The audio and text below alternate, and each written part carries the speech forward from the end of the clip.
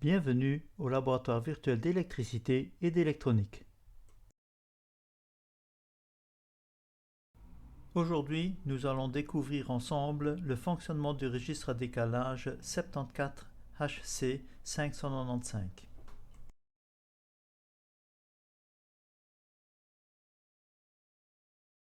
Bonjour à tous, je me présente Fernand Schwickerath. Nous aurons le plaisir de découvrir cette présentation ensemble.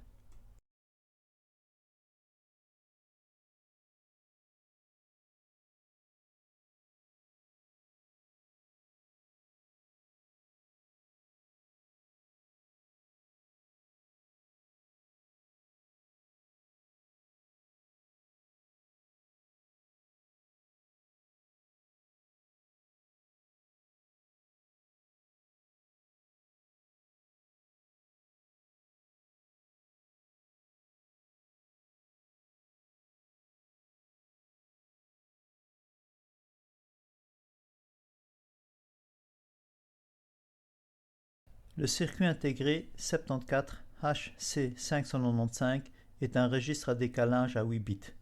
Les informations lui sont communiquées bit à bit, c'est-à-dire en série, et lorsqu'il reçoit l'ordre d'activer les sorties, il active les 8 sorties Q0 à Q7 d'un coup selon le schéma des bits qui lui a été transmis.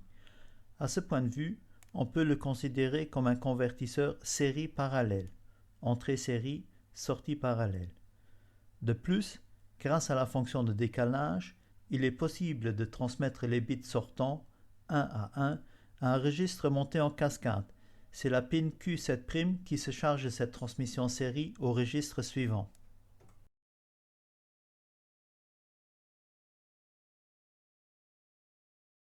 Deux pins sont nécessaires pour synchroniser la transmission série des données. C'est la pin 14 DS-Data qui reçoit la valeur 0 ou 1 du bit à manipuler. Pour prendre en compte cette nouvelle valeur, il faut décaler tous les bits des registres internes d'une position. C'est la pin 11 SHCP Shift qui déclenche le décalage d'une position sur flanc montant. Si, au moment du flanc montant, la pin 14 est à l'état 1, le système fait entrer un bit à 1. Si par contre la pin 14 est à l'état bas, le système fait entrer un bit à 0. Il faut donc positionner DS à la valeur souhaitée avant de donner l'impulsion sur le Shift. On peut évidemment entrer plusieurs bits en prenant soin d'exécuter les décalages nécessaires. Voyons maintenant la pin 12, STCP. Elle contrôle l'écriture des sorties. La mise à jour des sorties en fonction des nouvelles données se fait sur franc montant une fois que toutes les données ont été introduites et positionnées. Le contenu des registres internes est alors mémorisé et les sorties verrouillées avec ces nouvelles informations. Latch, storage, verrouillage, mémorisation. On a un peu brûlé les étapes puisque nous avons déjà visualisé les sorties. En effet, les données visualisées sur l'afficheur sont connectées aux 8 sorties en parallèle du registre de décalage. Il s'agit des sorties Q0 à Q7. La sortie Q7' a la particularité d'être pour ainsi dire un registre interne de débordement. Par le simple fait des décalages, un bit doit sortir pour laisser la place au nouveau bit entrant. Ce bit sortant est transmissible au registre suivant. Il suffit de connecter la sortie Q7' à la pin d'entrée des données DS du registre suivant. Je vous laisse découvrir le circuit dans lequel nous allons mettre en œuvre le registre à décalage. Ce montage contient deux registres mis en cascade permettant de comprendre le mécanisme de transfert de données du premier vers le deuxième registre. Les LED connectées aux sorties nous permettent de voir l'état des sorties. Les LED de débordement permettent de visualiser le transfert des données du premier vers le deuxième registre, ainsi que la perte des informations qui sortent du deuxième registre par le fait des décalages successifs. Les résistances limitent le courant en absence de tout consommateur électrique. Le rôle des différents interrupteurs a déjà été abordé précédemment.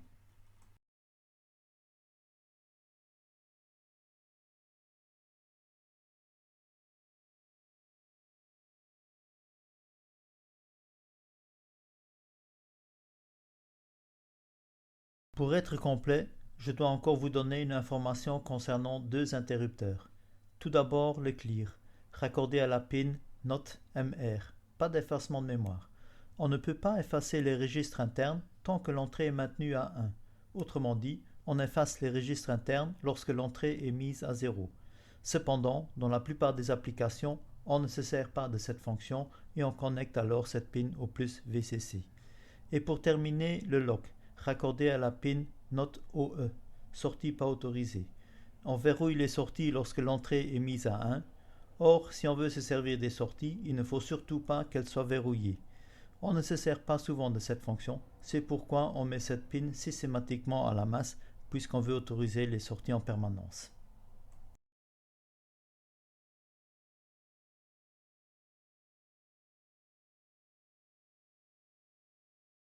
Maintenant, nous allons voir ensemble quelles sont les commandes minimum à effectuer pour activer la première sortie.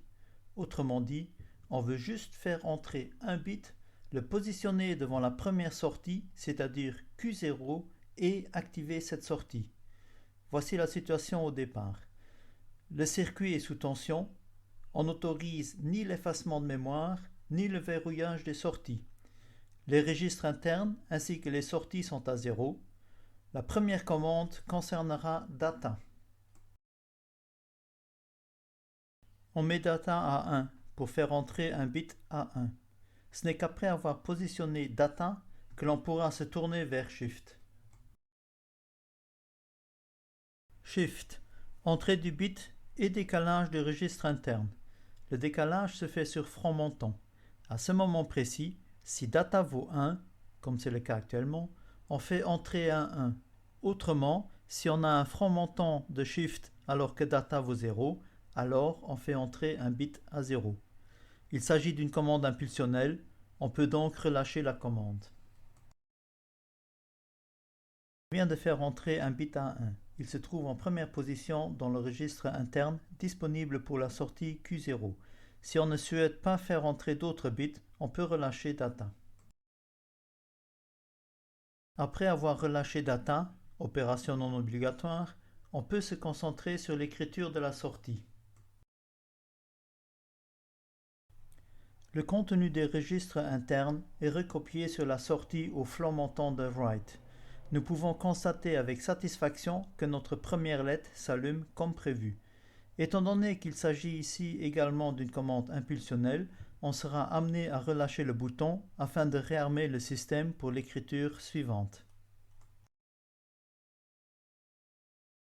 Nous venons de voir une manipulation complète pour positionner et activer un bit à la première sortie.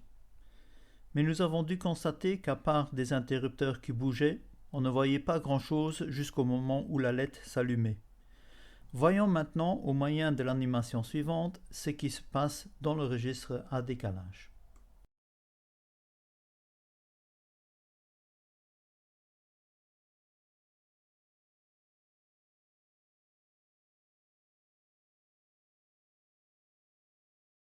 Mise sous tension du registre. Vérifiant que Memory Reset est bien au plus VCC et que le Output Enable est bien à la masse. Par défaut, au démarrage, la mémoire interne du registre à décalage est effacée.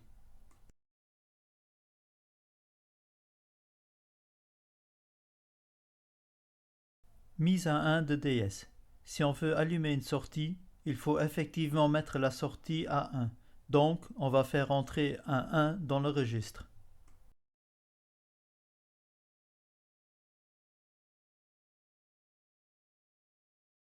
Décalage des registres internes.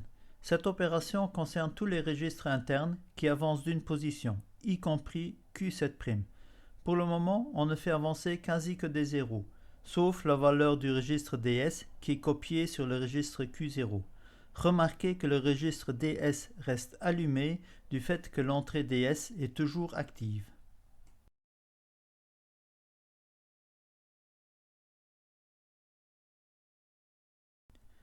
On relâche le Shift.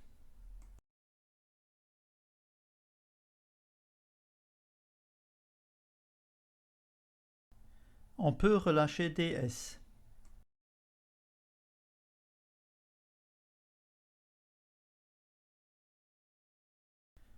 On donne un ordre d'écriture. Le contenu des 8 registres internes est recopié sur les mémoires des 8 sorties et les 8 sorties sont activées d'un seul coup.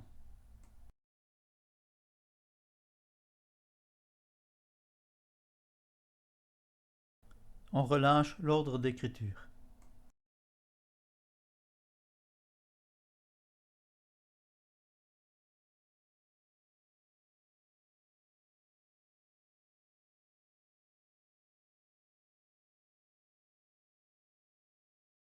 Comment arriver de ceci à cela? Dans cette dernière animation, nous allons découvrir une séquence permettant l'écriture de 4 bits d'un seul coup. On part de la situation tout effacé, montré à gauche, pour arriver à l'affichage montré à droite sans affichage intermédiaire. L'animation se déroule en accéléré et sans autre commentaire. Regardez et observez la séquence.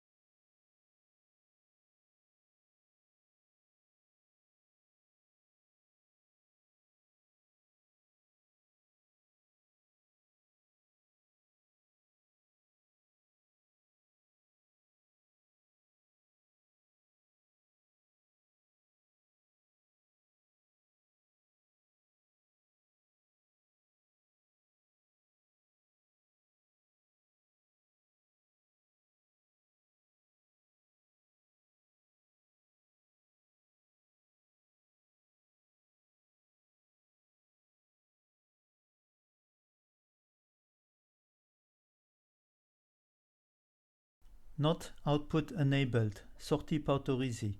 Si l'entrée passe à 1, on fait retomber toutes les sorties. Ce verrouillage ne concerne que les sorties Q0 à Q7 et pas les registres internes, y compris Q7'. Si on annule un ordre de verrouillage, les sorties reprennent instantanément l'état qu'elles avaient avant le verrouillage. Si on n'utilise pas cette fonction de verrouillage dans un montage, alors on a intérêt à mettre l'entrée Not OE à la masse pour s'assurer que les sorties soient toujours disponibles. Not Memory Reset. Pas d'effacement de mémoire. Si l'entrée passe à 1, on s'assure que les mémoires ne sont jamais effacées. Si on veut effacer la mémoire, il faut faire passer l'entrée NotMR à 0. Cet effacement ne concerne que les registres internes, y compris Q7'. Les sorties ne sont pas directement affectées par cet effacement. Par contre, puisque tous les registres ont été effacés, si on donne un nouvel ordre d'écriture, les sorties vont toutes retomber à 0 par transfert de registre vide.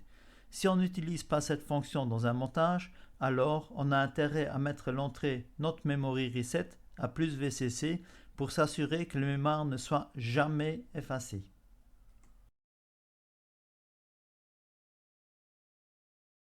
Nous voilà arrivés à la fin de la présentation. J'espère que ces explications auront éclairé quelques-unes de vos questions. N'hésitez pas à revoir cette présentation ou à me poser vos questions concernant les points abordés. D'autres présentations sont en cours d'élaboration, alors n'hésitez pas à me faire part de vos suggestions d'amélioration pour clarifier la compréhension des sujets traités. Je vous remercie pour votre attention et je vous dis à bientôt.